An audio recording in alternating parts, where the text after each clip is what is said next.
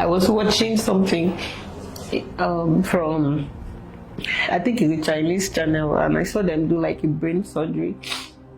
So I asked my husband, I said, do you think they can do a brain surgery and give my baby a new brain?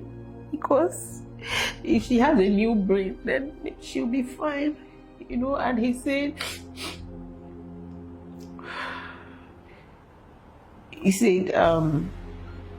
do we want to test it? Do you know what it means to open the skull of this child? It's 50-50. Is it not, the pain should go through? What if it doesn't work? Okay, then whose brain are you going to take from? Because when you wish that you have a brain of a child of this age, then that means you're wishing that another child of this age goes down so that this your baby can be well. So I feel like that's a little selfish.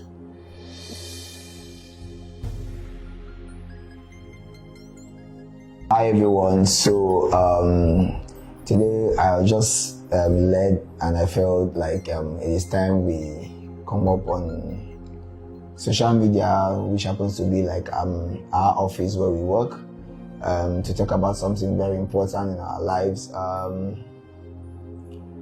Over the years, I mean, for the past 3, 4, 5, 6 years, we've had a lot of people trolling, you know, my wife and I, that we have not been posting our only daughter online, posting our only daughter, our child, our first child. And so, not as if we shied away from it, but we felt like it wasn't too necessary at some point. But I think because we do a lot of family content, and so we show our kids online all the time, so people really want to know, why are we not showing our only daughter, who happens to be our first child. So today we just want to come out and probably clear the air, and then clear the doubts of these people who have been mocking us and trolling us. Of course, you know, as I was discussing with my wife, I simply say, I told her that we just let them know that we shouldn't even mock the pains you do not understand, because I mean, as parents, we have some pains that has been quite very excruciating, but we decided to keep it aside and just move on with life. So I'm going to tell you about our only daughter and why we have not been posting her. Should I go ahead? Yeah, please. All right. So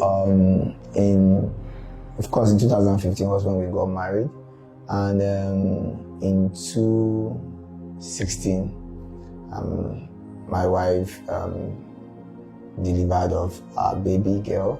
Her name is Eke Aya.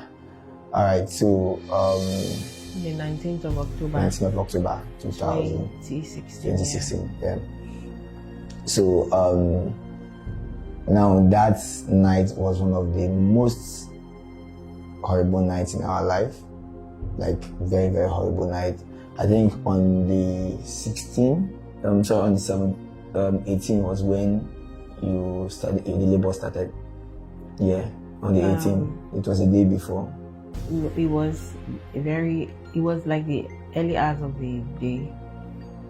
Early hours of the 19th. Yeah, okay, it was morning. the early hours of the 19th. Okay. That was when the labor started. In the morning. You know, and we had a good progression of labor, according to the medical teams that checked us. And of course, during the antenatal and the checkup from the doctors, everything was fine. Even the placenta position, the water in the, you know, everything was fine, basically, up until the time for delivery, you know. And I think at some point in the hospital, of course, we're in a public hospital, government hospital, and at some point when I was going through my pain, it was like I think it was like it was not a medical personnel that checked me at some point. I feel like the nurses, everybody just went to go and rest, and the person I saw that was trying to clean the room, so I just assumed that might be a cleaner or something that was now checking me at some point, you know. But I had progressed greatly, and then the doctor came out like, okay, in the next few minutes or so, not up to an hour, you're going to have to start entering to push-up, so that was the plan. And by the time it was time to push, we had some issues, and the baby's head will be coming out, and somehow it will slide back in. I don't know. The nurses were like shouting, and at some point they're not like that. I should not allow the baby. They were acting as if maybe I was the one that was sucking the baby back inside of my body, and or pushing the baby back. But the baby's head will crown. They'll be like push, that kind of thing. But at the end of the day, the baby came out. Baby was stressed, and baby was not crying or breathing. Not crying. Let's say not crying. I think from that point, let me share my experience. I at least I saw some things happening inside there. Okay. So I don't know when they called you. Okay. But from my own point of view, the inside of the place, baby came out. They now, you know how they try to tap the baby. They now said, okay, oxygen, bring the oxygen, just casually, So you think that, okay, there's oxygen in the room. So they brought one container. So they carried that container and press straight to the baby's nose, poke up, and they're like, it's empty. They said, this thing is empty. There's no oxygen here. Can you go bring oxygen? So that's where the whole drama started. So, baby was brought out, with an oxygen mask, with a cylinder, and of course, the cylinder was not producing oxygen, but rather, some sort of water.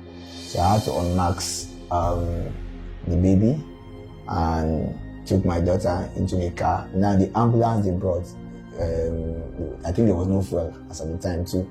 So I was left with the only option to drive with the baby. So my mother-in-law stepped into the car, and then we drove from General Hospital then to another hospital, to Teaching Hospital, and so in other words, what this actually means is that in the whole of the hospital, there was no oxygen. No oxygen, yeah.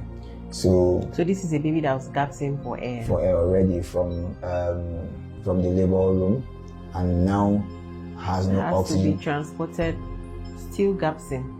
For about over 5 to 10 minute distance, and then even getting to Teaching Hospital again, we have to start filling forms and buying cards and all of that. And then the oxygen was still not in the building, so they had to send someone they had to say, one of you people had to go to outside of there, down a little bit to get the oxygen, because distance. I was there with my friends as well.